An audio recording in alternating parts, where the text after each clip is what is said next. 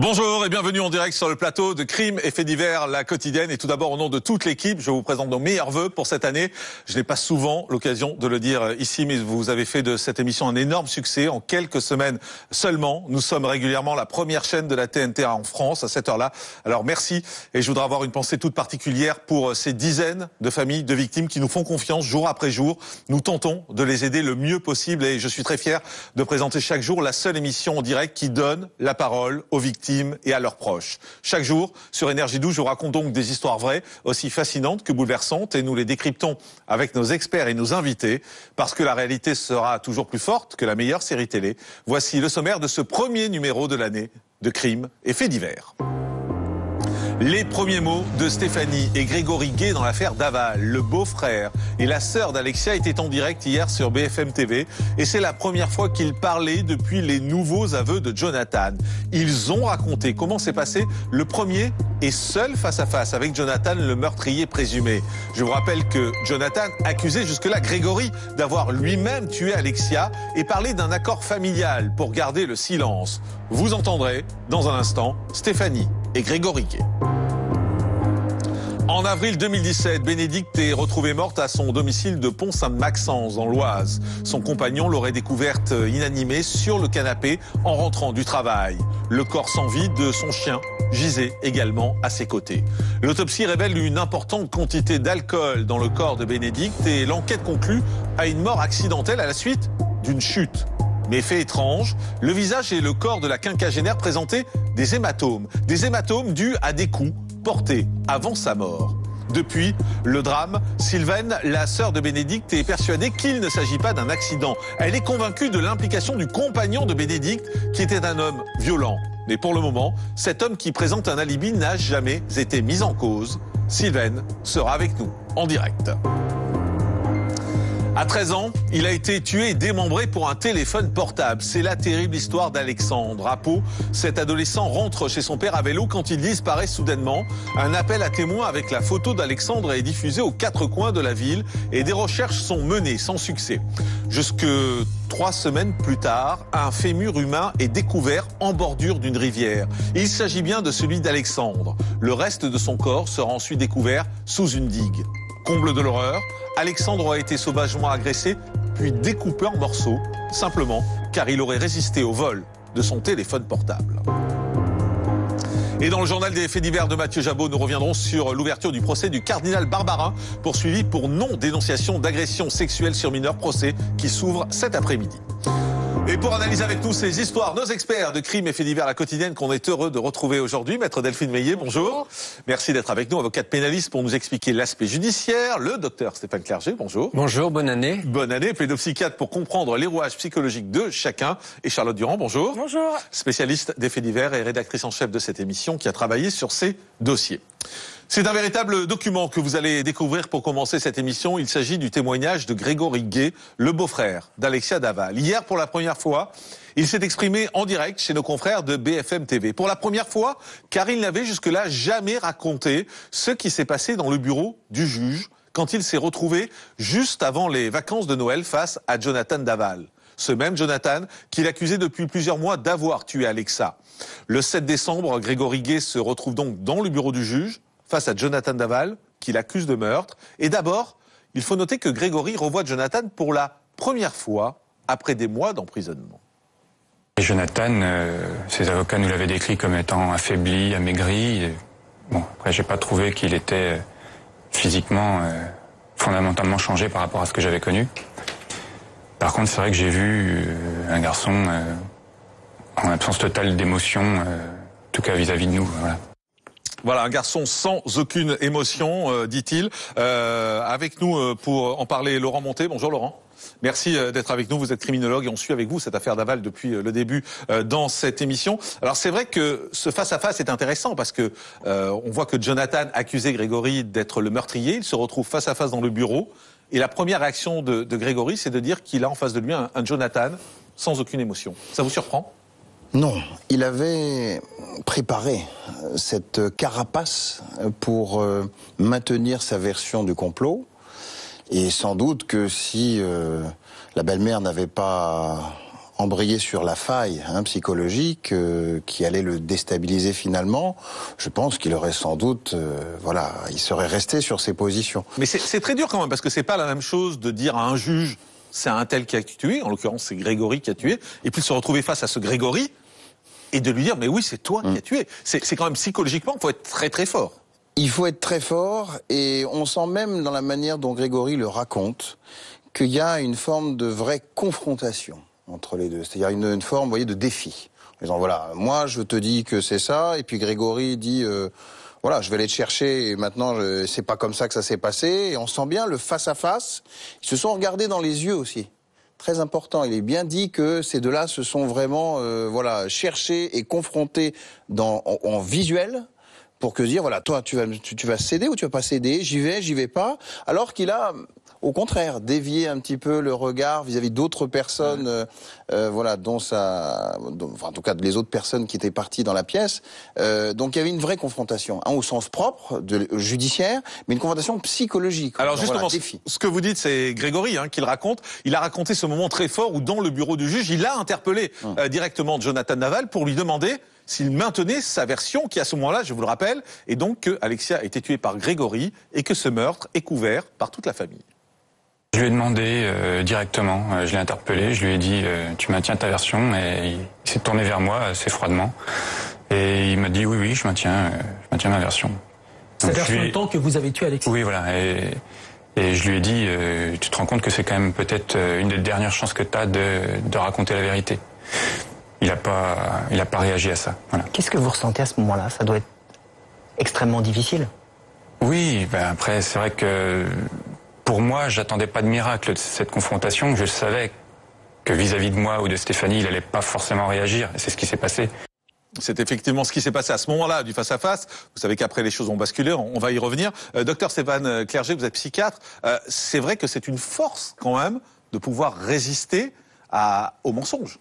Oui, à son propre mensonge. C'est-à-dire, on nous dit qu'il n'a pas d'émotion. En fait, il ne montrait pas d'émotion. Ça veut dire qu'il était dans une bonne maîtrise émotionnelle. Il s'était préparé. On peut se préparer à ça, se contrôler à ce point-là. Oui, bien sûr. Il y a des gens qui sont plus ou moins à l'aise pour le faire.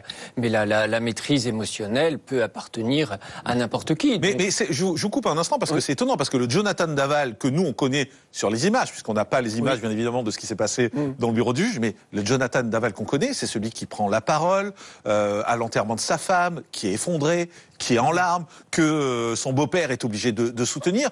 On a l'impression de quelqu'un de fragile. Oui. Et là, on a l'impression de quelqu'un avec une force incroyable. Oui. C'est le même. Ben c'est le même. C'est-à-dire que la maîtrise émotionnelle, c'est aussi justement de montrer des émotions qui sont réelles ou qui sont feintes. Donc tout ça, finalement, est assez cohérent. Laurent Montet. Oui, moi je dirais que c'est encore plus facile de se présenter tel qu'il l'a fait, avec une forme de carapace, parce qu'il maintient en fait la même version. Lorsqu'il est éploré, il est donc victime, il apparaît comme quelqu'un qui est épaulé et donc complet dans la famille. Donc à partir du moment où il est protégé, il faut que la version qu'il donne ensuite soit, dans la continuité de cela. Donc c'est plus facile d'être fort dans une fausse version qu'il a déjà fait auparavant, plutôt que d'être en contradiction avec une version passée. Mais on se demande quand même s'il était sincère lors de ces images où il est effondré, où il n'arrive pas à lire le texte qu'il a devant les yeux.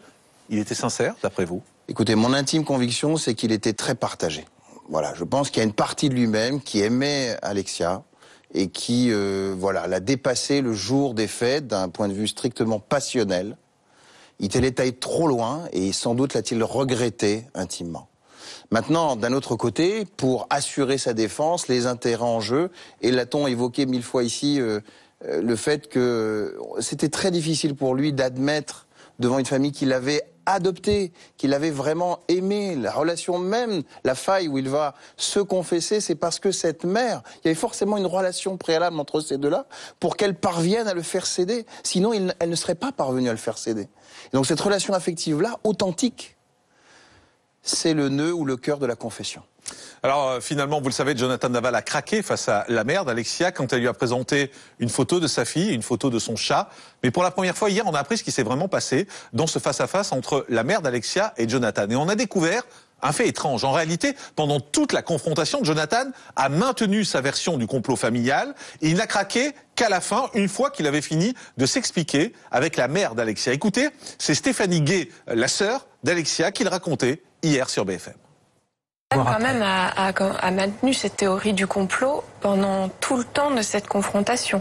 C'est-à-dire qu'il a refait une confrontation entière pendant 1 heure, 1 heure et quart en maintenant sa théorie du complot devant ma mère. Et c'est uniquement au moment de la retranscription par le juge et la greffière pendant cette confrontation où c'était le silence, l'audition, la confrontation était terminée, c'était uniquement la retranscription. C'est à ce moment-là que Jonathan a craqué. Ah, c'est intéressant ça, Laurent Monté, parce que malgré tout, devant la mère d'Alexia, il a tenu pendant 1h30 sa version, en disant « vous faites partie du complot ». Oui. Moi, je dirais que c'était une fuite en avant. Voilà. C'est presque désespéré, vous savez, c'est comme les gens qui sont en cavale et qui fuient comme ça dans les rues jusqu'à ce que finalement ils soient attrapés. C'est la croyance désespérée d'échapper à son sort, alors qu'en fait tout est programmé ou préprogrammé pour y parvenir. Non, c'est l'enfermement, voilà, psychologique. C'est un enfermement psychologique, du déni. On nie vraiment ce qui s'est passé, en croyant mordicus qu'on est le plus fort, on est devant dans la toute-puissance, on y croit, il s'est sans doute cru lui-même en capacité d'y croire. Oui, mais c'est étonnant, vous voyez, il craque, en tout cas c'est ce que raconte Stéphanie, il craque au moment où il ne se passe rien. En fait, au moment où ils sont juste en train de répéter les faits, il craque pas dans un interrogatoire, il craque pas dans un face-à-face, il craque un moment calme. Non, et ça en dit long aussi sur sa vulnérabilité ou faille d'immaturité affective. C'est-à-dire que si vous êtes avec un grand gendarme fort qui tape voilà, verbalement, peut-être même physiquement, imaginons, hein, bien sûr, on a face à quelqu'un qui peut effectivement se braquer en disant tu m'auras pas comme ça, moi je suis le plus fort et puis je résiste et puis voilà, tu n'auras rien de moi. Mais à partir du moment où on joue un petit peu voilà, sur la corde sensible, qu'on est sur la relation affective, familiale, maternelle, deux femmes, elle s'est agenouillée aussi, hein, j'ai appris postérieurement. Elle s'est agenouillée, semble-t-il. Il n'y a pas que lui qui s'est agenouillé. Donc il y a aussi une démarche très humble, très soumise, très prostrée quelque part, en demandant, mais s'il te plaît, donne-nous la vérité pour notre deuil, pour notre paix intérieure. Donc cette démarche-là, vous voyez, très personnelle, très intime, très affective, c'est sans doute ce qui a été le plus déterminant. Le docteur Stéphane Cargé, c'est plus difficile de résister quand on fait appel à l'affectif que quand on est dans le conflit. Oui, et c'est vrai que ce qui s'est passé avec elle, il tenait bon, mais c'est comme s'il jouait un rôle. C'est-à-dire c'est comme un comédien. Et après, la pièce se terminait, puisqu'il n'y avait plus le face-à-face. Et c'est pour ça qu'il a pu retrouver la personne qu'il était. Mais pendant l'échange avec la mère, même s'il tenait bon, il y a quand même une fissure qui s'est produite. Et c'est effectivement à l'arrêt que eh bien, le barrage s'est effondré. Mais je pense qu'il mentait plus comme un bon comédien que comme un vrai mythomane ou comme un psychopathe. Tout à fait. Merci beaucoup Laurent Monté. On vous retrouve tout à l'heure pour parler d'un drame à Pau. Cette fois, c'est un jeune garçon de 13 ans qui a été démembré simplement pour lui voler son portable. Mais auparavant, cette question. Qu'est-il arrivé à Bénédicte? Ses proches sont prêts à tout pour le découvrir. Il y a 2 ans, le corps de cette jeune femme de 55 ans était retrouvé gisant sur le canapé de son salon. Son chien, également mort, à côté d'elle. Mais que s'est-il passé dans cette maison de la commune de Pont-Sainte-Maxence, dans l'Oise? L'autopsie révèle une importante quantité d'alcool dans le corps de Bénédicte. L'enquête conclut donc rapidement à une mort accidentelle à la suite d'une chute. Une hypothèse à laquelle ne croient pas ses proches, car Bénédicte était une femme battue. Elle avait déposé plainte à plusieurs reprises contre son compagnon. Ce dernier avait même été condamné pour violence conjugale en 2011. Et seulement quelques jours avant la mort de la quinquagénaire, les gendarmes étaient intervenus à son domicile à la suite de nouvelles violences. Pourtant, l'homme n'est pas suspecté par les enquêteurs. Il sera simplement entendu et indiquera qu'il se trouvait à son travail au moment du drame. Mais pour Sylvaine, la sœur de Bénédicte, hors de question d'en rester là. Elle se bat chaque jour pour que justice soit rendue à sa sœur. D'après elle, le décès de Bénédicte comporte toujours des zones d'ombre. Elle sera avec nous en direct dans un instant pour nous raconter son combat. Mais auparavant, retour sur cette étrange affaire. Nous sommes à Pont-Sainte-Maxence. Dans cette petite ville de l'Oise où il fait bon vivre, réside Bénédicte, 55 ans. Le 4 avril 2017, la quinquagénaire est inanimée sur le canapé, partiellement dénudée. Elle est couverte d'hématomes et présente une blessure importante au niveau de l'œil gauche. Elle ne respire plus. À côté d'elle, son petit chien est également retrouvé sans vie. Le compagnon de Bénédicte alerte les secours. Mais il est déjà trop tard. D'après l'autopsie, le décès de Bénédicte est survenu à la suite d'une chute, mais son corps présente d'étranges blessures, et certaines semblent plus anciennes. Son visage a également été mutilé. Selon le médecin urgentiste qui a constaté le décès, les blessures au visage auraient été faites avec un objet tranchant. Mais sur les lieux, aucun objet similaire n'a été retrouvé. Les analyses de l'autopsie ont également révélé un fort taux d'alcoolémie. Bénédicte était ivre au moment de son décès. Pour la famille de Bénédicte, et plus particulièrement sa sœur, c'est le choc. Elle était au courant des problèmes d'alcool de sa sœur et confirme qu'elle était malheureusement devenue alcoolique. Et cela pour une bien triste raison. En couple depuis 17 ans, Bénédicte était en fait victime de violences pour lesquelles son conjoint a été condamné en 2011. Et le 25 mars 2017, quelques jours avant le drame, Bénédicte appelle la gendarmerie pour dénoncer de nouvelles violences conjugales. Les gendarmes interviennent alors à son domicile et prennent des photos de son visage tuméfié. Mais 10 jours plus tard, Bénédicte est retrouvée morte à son domicile. Son conjoint est interrogé, il est mis hors de cause car il possède un alibi. Le jour du décès de Bénédicte, il se trouvait à son travail. Pour Sylvaine, la sœur de Bénédicte, cet alibi ne tient pas la route car son emploi du temps n'a pas été vérifié. Pour autant, l'enquête conclut à une mort accidentelle et le dossier est clos.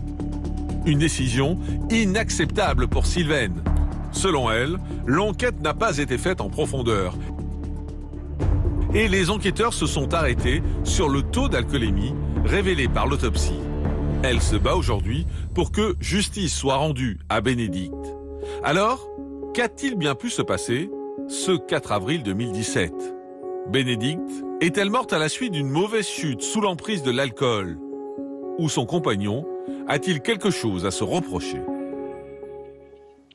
Retour en direct sur le plateau de la quotidienne de Crimes et Faits divers. Bonjour Sylvaine. Bonjour. Merci beaucoup d'être en direct avec nous. Vous êtes la sœur de Bénédicte et vous ne vous satisfaisez pas de l'enquête qui a lieu. Vous allez nous expliquer dans un instant pourquoi et pourquoi vous accusez et vous avez des doutes. Mais d'abord, je voudrais qu'on revienne un peu sur Bénédicte qui était vraiment en pleine déprime, en pleine dépression, qui allait mal. Tout à fait. Tout à fait. Bénédicte, en fait, subissait, donc avait rencontré son ex-concubin il y a 17 ans. Au départ, voilà, les choses se passaient, semble-t-il, bien. Et au fur et à mesure, les choses ont commencé à dégénérer. Cette personne, donc, l'a manipulée, l'a isolée de tous, y compris de sa propre famille. Et malheureusement... Elle avait coupé les ponts avec vous, par exemple ? Alors, elle n'avait pas coupé les ponts avec nous. C'est-à-dire qu'en fait, nous, on se rendait compte en tant que famille qu'elle avait besoin d'aide. Voilà, que ce soit mon frère, ma mère, mon autre sœur. Mais malheureusement, elle était enfermée en fait dans cette relation toxique. C'est ni plus ni moins que ça. Et combien même nous avons tenté maintes reprises en fait de l'aider en ce sens, à chaque fois, elle revenait toujours vers cette personne. Elle a fini quand même par le quitter à un moment donné pour rejoindre ma mère en Bretagne. Donc elle a vécu là-bas pendant 1 an. Et au final, lui est revenu à la charge, comme souvent malheureusement, et elle est retournée à nouveau dans la même spirale. Bon. Et là, c'est une histoire qu'on entend souvent dans les histoires de femmes battues, cette dépendance tout à au fond qui existe, et ces femmes qui ont du mal à couper le lien, même si elles souffrent. Et même si elles sont sous l'emprise. Et en fait, vous savez, en tant que famille, on est aussi complètement démunis, parce que, si vous voulez, on ne connaît pas justement ce genre de soucis, puisque voilà, moi ça m'est pas arrivé. Et donc là, moi depuis, j'ai pris quand même contact avec des acteurs, notamment le CIDF donc de l'Oise, hein, c'est-à-dire le comité des femmes qui s'occupe justement des femmes victimes, et qui nous a expliqué lors de la marche blanche, parce que j'ai organisé une conférence aussi à l'issue de cette marche blanche pour qu'on parle un petit peu de ces femmes victimes, parce qu'on leur donne pas souvent la parole, et effectivement elles sont dans un autre monde. Elles ont peur, elles se sentent complètement dépassées par leur situation, et surtout elles ont honte. Mais qu'est-ce que vous lui disiez à Bénédicte, et qu'est-ce qu'elle vous disait? Mais en fait, pour tout vous dire, moi, la première fois où son ex-concubin l'avait frappé, bon. On s'est tous, voilà, on dit que maintenant ça suffit. Il faut que tu le quittes. Il faut que ça s'arrête. Et elle était consciente de cela. Mais encore une fois. Voilà, après, c'est très compliqué parce que, encore une fois, c'est une personne adulte, c'est pas un enfant, c'est pas, vous voyez, donc. Mais justement, maître Delphine Meillet, dans des cas comme ça, parce qu'on sent à quel point vous étiez dépourvu face à ce qui se passait, il n'y a pas de moyen pour la famille de faire des alertes ou d'appeler, je sais pas, la police, des secours? Effectivement, c'est compliqué. C'est dans une situation compliquée. Vous aviez senti qu'elle était victime de violence. Elle se manifestait pas auprès des services de police, probablement pas auprès des services sociaux. Néanmoins, il avait été condamné, son compagnon avait été condamné en 2011. Excusez-moi, je vous coupe. Pour le coup, Bénédicte, justement, a téléphoné à maintes reprises à la gendarmerie, notamment de la ville où elle vivait, c'est-à-dire Pont-Sainte-Maxence, et elle avait appelé, justement, c'est ce qui a même étonné d'ailleurs la présidente du CIDF de l'Oise, c'est qu'il y avait énormément de signaux qui avaient été émis, même par ma sœur. Mais voilà. Quand une personne, et en l'occurrence Bénédicte, ne veut pas quitter son compagnon, finalement, vous êtes d'accord, il n'y a pas de possibilité de la forcer à se séparer de son La compagnon. première difficulté, c'est la prise de conscience réelle. Et comme vous le disiez, les femmes victimes de violences ont honte et se sentent complètement emprisonnées dans une situation dans laquelle elles ne peuvent pas s'extirper. En tout cas, c'est ce qu'elles pensent. Et la difficulté, c'est de les sortir de là. Donc il faut des maillons. Effectivement, la famille peut prendre attache avec des associations. On a la chance d'être en France, et en France, il y a de nombreuses associations. Mais quelqu'un qui ne veut pas partir... quelqu'un qui ne veut pas partir, néanmoins, peut-être qu'on peut lui organiser un rendez-vous avec une spécialiste de la question. C'est toujours compliqué, mais c'est une voie. C'est l'associatif. Voilà, mais encore faut-il aider ces associations. Pour avoir beaucoup parlé avec elles, je peux vous dire qu'en termes de moyens, c'est une autre histoire. Et encore une fois, c'est pas un reproche du tout qu'on fait à la famille là, c'est essayer de comprendre, peut-être pour les gens qui nous regardent, comment on peut essayer de s'en sortir. Mais vous-même, vous aviez un pressentiment, vous pensiez que les choses allaient mal tourner. Mais en fait, 10 jours avant son décès, Bénédicte m'a téléphoné. D'accord. Et c'est moi qui ai appelé la gendarmerie, en fait. Ce n'est pas Bénédicte qui a appelé la gendarmerie. M'a téléphoné pour me dire que une nouvelle fois, la veille au soir, elle avait été victime de violences, qu'il l'avait frappée violemment au visage et qu'elle était tombée la tête à l'arrière.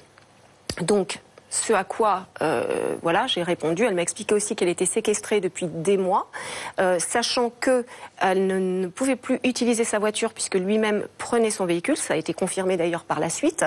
Et donc, je n'ai même pas cherché à comprendre. Moi, j'ai appelé directement la gendarmerie de Pont-Sainte-Maxence. Voilà.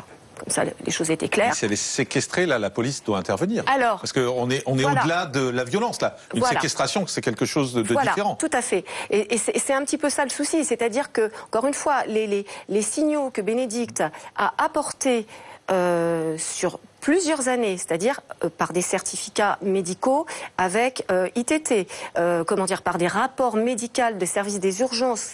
L'ensemble, j'ai pu le récupérer, je l'ai apporté à la justice, qui démontre les violences conjugales. Bon, donc voilà, j'appelle la gendarmerie se déplace. Et là, effectivement, constate que, bien évidemment, le visage de Bénédicte était marqué, très abîmé. Ils prennent son visage en photo. Et puis, ils ont laissé ma sœur en lieu et place avec l'ex-concubin. Voilà ce qui s'est passé. Elle leur a dit qu'elle était séquestrée? Alors, à ce moment-là, ce qu'elle leur a dit, c'est qu'effectivement, elle avait été, frappée au visage par l'ex-concubin. Mais encore une fois, Bénédicte, c'était... alors que les choses soient bien claires, Bénédicte n'était pas, à proprement parler, atteinte d'éthylisme chronique. Ça a été démontré. Elle était sous l'effet de l'alcool à ce moment-là aussi.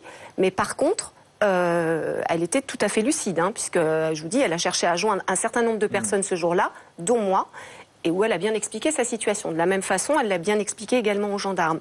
Bon, ils ont interrogé l'ex-concubin dans la même maison, et encore une fois, quand vous discutez avec des acteurs de l'association, mais en fait, qu'est-ce qu'ils auraient dû faire? Déjà, ils auraient dû, interroger ma sœur en dehors de la personne qui venait de lui fracasser le visage. Ah, c'est-à-dire, attendez, qu'on comprenne bien, ils ont interrogé votre sœur alors que son concubin était là? Bah, bien sûr. En sa présence? Bah, bien sûr. Voilà. C'est aberrant. Mais c'est aberrant. Mais parce qu'encore une fois, si vous voulez, c'est tellement facile aussi de dire, voilà, moi, ce qui me révolte en fait aujourd'hui, c'est que, oui, ma sœur, a eu une vie, on va dire pendant au minimum 10 ans, faite de violence. Tant qu'elle travaillait, elle avait une vie sociale, elle pouvait s'épanouir. D'ailleurs, elle manageait un groupe de rock assez connu sur la région. Ça donc jusqu'en 2014. Et lui était extrêmement jaloux de tout ça. Ma sœur, vous l'avez vu, c'était une beauté. Ouais. Il l'a détruite psychologiquement parce qu'il voulait véritablement qu'elle devienne sa chose. Moi, j'ai retrouvé des écrits de Bénédicte, d'accord 18 mois après le décès de ma sœur, vous vous rendez compte, j'ai pu avoir accès au domicile de ma sœur 18 mois après son décès. Donc ça, rien que ça, déjà, vous, en tant que victime, c'est juste insupportable. J'ai retrouvé des écrits. Bon, il y a beaucoup de choses qui sont parties en fumée. Voilà. Mais en l'occurrence, sur ces écrits, voilà, on retrouve des choses... on voit bien qu'elle était plus que l'ombre d'elle-même. Elle parle aussi de son agresseur. Elle l'écrit. Mais c'est juste des choses hallucinantes. Règle numéro 1, ne pas faire ça. Règle numéro 2, utiliser cette attitude-là avec lui. Règle numéro 3, voilà. Vous vous rendez compte ? Elle avait finalement un cahier dans lequel elle s'était fixée elle-même des règles pour ne pas mettre en colère son concubin. C'est ça.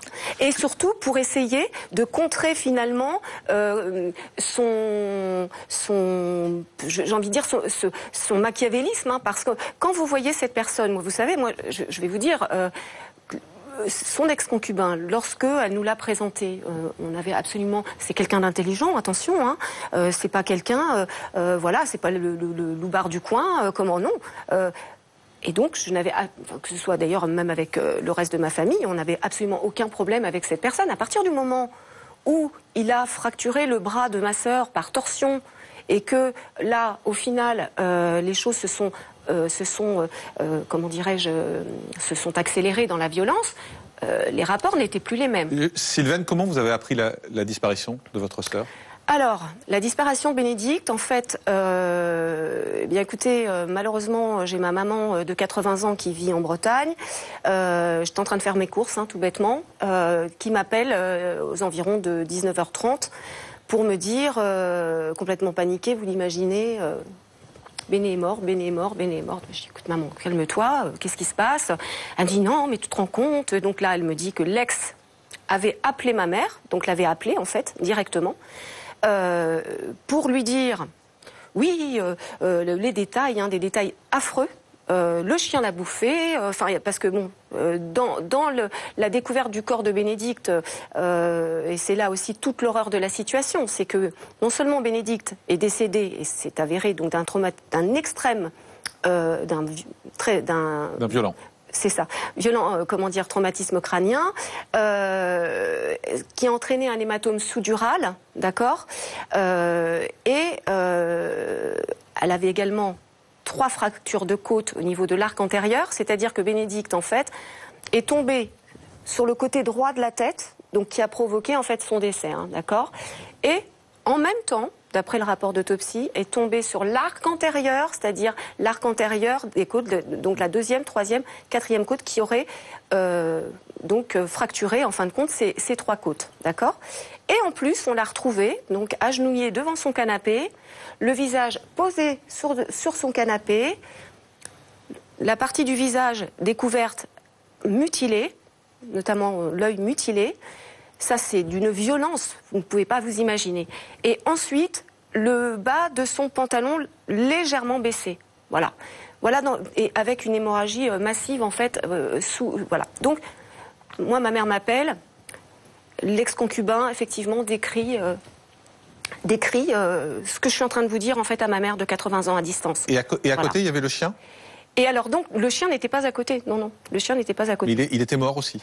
Ah non, le chien n'était pas mort. Non, il était présent simplement. Oui, le chien était là, oui. Un petit chien, le chien était là, mais elle avait aussi 3 chats, pardon. Comment dire, les 3 chats étaient là aussi. Ouais. Charlotte Durand, juste un mot pour savoir ce qu'a dit l'enquête et comment les choses ont avancé derrière. Rapidement, au vu de l'autopsie et de la quantité importante d'alcool qu'avait Bénédicte, on a imaginé qu'en fait elle était tombée car elle était ivre et que c'était une chute accidentelle. Donc ça a été un accident qui a été retenu. Le concubin n'a pas été mis en cause parce que une des hypothèses aurait pu être que c'était suite à des coups, par exemple. Il n'a pas été mis en cause. Non, il a été entendu, mais pas mis en garde à vue, donc pas mis en cause. Il était simplement entendu. Il a expliqué qu'il était à son travail au moment du drame, qu'il n'était pas présent, et ça n'a pas été vérifié plus que ça. On l'a relâché. Et Sylvaine, vous n'y croyez pas? Ah ben, non seulement je n'y crois pas, mais si vous voulez, il y a eu effectivement un classement sans suite émis par le parquet l'année dernière, en août.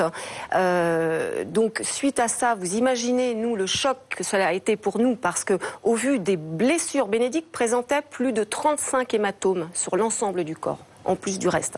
D'accord ? Mais certains plus anciens. Enfin, c'est pas des hématomes. Alors, tous ne se sont pas déroulés ce jour-là. Non.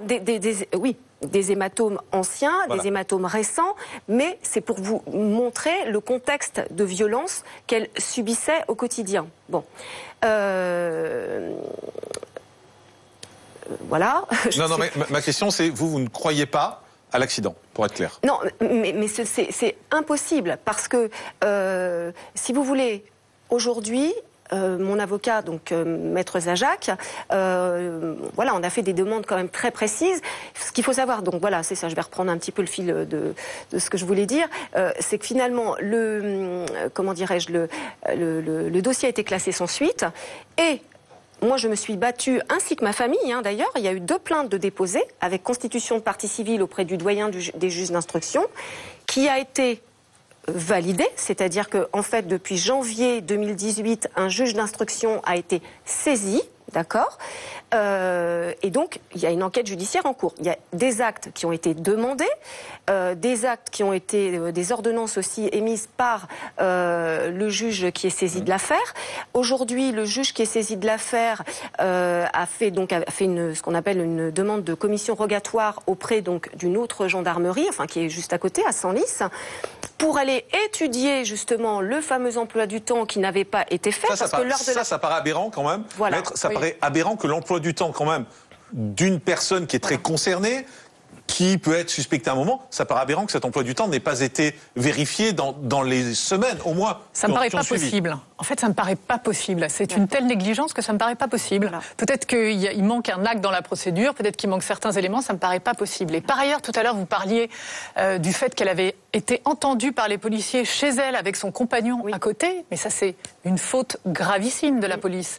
Il aurait dû, et c'est ce qui se passe dans ce cas-là, ils ont l'obligation de mettre en garde à vue, de placer en garde à vue l'auteur potentiel, en fait, le mise en cause de violence dans la gendarmerie ou au commissariat, et être entendu lui, et ensuite elle. Et puis, pour connaître ce genre d'affaires, je peux vous dire que le mis en cause est placé en garde à vue pour au moins 48 heures, et en sortant, même s'il n'est pas encore condamné, puisqu'il n'a pas encore comparu devant un tribunal, il a interdiction de rentrer en contact, de rentrer chez lui et de rentrer en contact avec la victime. Ça, c'est ce qui aurait dû se passer en théorie. Donc là, il y a des négligences à ce moment-là de la procédure, avant le grand drame, et également au cours de mais la réflexion que vous avez... Je précise, en novembre, Sylvaine, vous avez porté plainte contre X pour violence volontaire ayant entraîné la mort sans intention de la donner. Vous demandez donc un complément d'expertise et à ce que l'emploi du temps, vous l'avez dit, du conjoint soit vérifié. Du coup, une information judiciaire devrait être ouverte. Non, elle est ouverte. L'information judiciaire est ouverte depuis janvier 2018. D'accord ? La commission rogatoire est déjà terminée. D'accord ? Et le complément d'expertise a été demandé. Mais là, aujourd'hui, et c'est là aussi que je souhaiterais dire 2 mots par rapport à ça, si c'est possible, rapidement, c'est qu'en fait, la commission rogatoire, en fait, ne démontre pas de façon formelle l'emploi du temps de l'ex-concubin, et notamment pendant l'heure du déjeuner. Et le complément d'expertise, et c'est là où c'est très grave, c'est qu'en fait, on s'aperçoit que l'heure de la mort a changé. C'est-à-dire que l'heure de la mort, maintenant, se trouve entre 9h et 15h20, alors qu'avant, elle se situait après 14h. Ce qui veut dire que c'est pas du tout la même chose, on est bien d'accord. De la même façon, nous avons demandé, avec Maître Zajac, des demandes précises, et notamment concernant le mécanisme en fait du décès qui n'est pas expliqué. Aujourd'hui, qu'est-ce qu'on nous dit quoi sur ce complément d'expertise? On nous dit, voilà, Bénédicte, Madame Belair, donc la mort de Madame Belair peut être consécutive à une chute isolée ou liée à une chute par une tierce personne. Voilà. Et on voudrait qu'on se contente de cela, mais ce n'est pas possible. De la même façon, concernant les mutilations de Bénédicte, rien n'est circonstancié médicalement parlant, c'est-à-dire qu'on fait appel, nous on a demandé à faire appel d'un expert vétérinaire auprès de la cour d'appel d'Amiens, de façon à être le plus clair possible, vérifier... Pour vérifier si c'est le chien qui a pu commettre au niveau ces choses-là, bien sûr. Parce qu'a priori, les mutilations auraient été faites post-mortem, sur ce que... Voilà. Mais encore une fois, sur le rapport d'expertise, il y a deux versions complètement contradictoires. Bénédicte présentait, je suis désolée de le dire, mais c'est important de le dire, non seulement au niveau de son visage, le médecin du SAMU a été entendu. C'est lui qui a émis l'obstacle médico-légal. Ce qu'il faut savoir, c'est que lors de la première enquête, il n'a jamais été entendu. Là, ma demande, il l'a été. Et là, qu'est-ce qu'il dit? Il dit que c'est impossible, d'avoir une telle blessure dans la mesure où ça a été découpé de façon circonscrite, que le globe oculaire est intact. Et nous, qu'est-ce que l'on veut? Nous, on veut des explications. C'est-à-dire qu'on demande un complément d'expertise, donc que la juge a fait. Sauf que là, nous, on redemande des questions et des observations par rapport à ça, et on nous le refuse. C'est-à-dire qu'aujourd'hui, le juge d'instruction a refusé en bloc 2 ordonnances. Autant vous dire que nous avons fait appel immédiatement à la chambre d'instruction, parce que c'est totalement incompréhensible, dans la mesure où la manifestation de la vérité, elle doit se faire. Moi, l'objectif, vous savez... c'est pas de faire condamner, c'est pas de faire condamner quelqu'un. Moi, mon objectif, c'est enfin de connaître la vérité sur ma sœur, sur sa mort atroce. Parce que Bénédicte, elle ne méritait pas ça. Et ce qui est insupportable, c'est de faire passer ma sœur pour ce qu'elle n'était pas. C'est-à-dire que ça, c'est ce que les gendarmes ont voulu faire passer au départ, que, évidemment, elle avait de l'alcool, donc alors c'est tellement facile, mais c'est tellement facile. Mais Bénédicte, il faut bien se rendre à l'évidence que, est-ce que aujourd'hui il est interdit de boire chez soi? Je ne le crois pas. Est-ce qu'il est interdit de battre son conjoint? Oui, c'est puni par la loi. Voilà, c'est aussi simple que ça. On comprend votre combat, Sylvane, et on va continuer à le suivre et à vous aider le plus